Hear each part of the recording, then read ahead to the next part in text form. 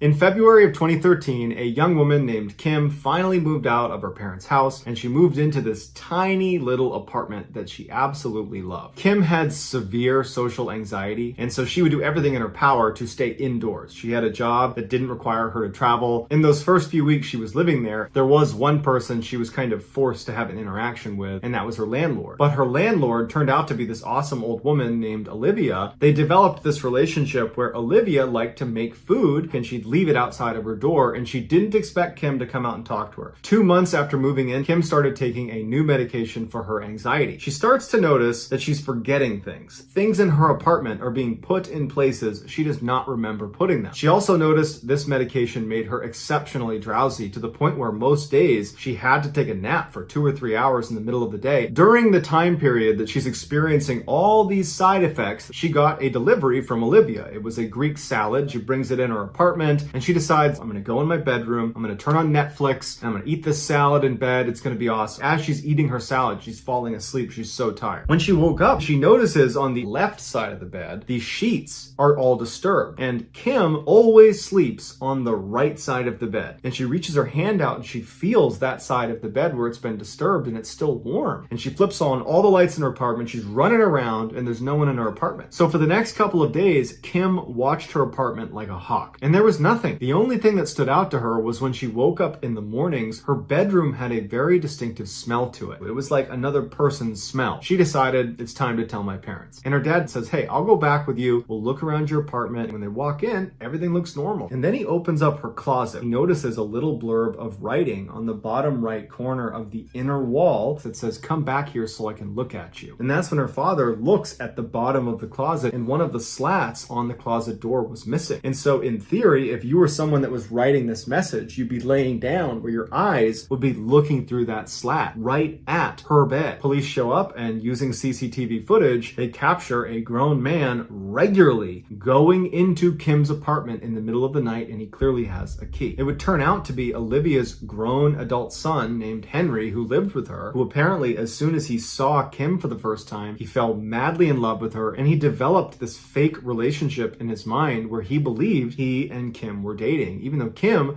didn't even know Henry existed. During questioning, Henry said what he did is he got sleeping pills and he ground them up, and anytime his mother was delivering food to Kim, he would put sleeping pills in her food, and he would use his mother's spare key to go into the apartment. And what he said he did is he never touched her. Instead, he laid next to her in bed or watched her from inside the closet. When Olivia found out about all of this, she made a point to tell Kim she had nothing to do with it, and she was terribly sorry, but their friendship ended.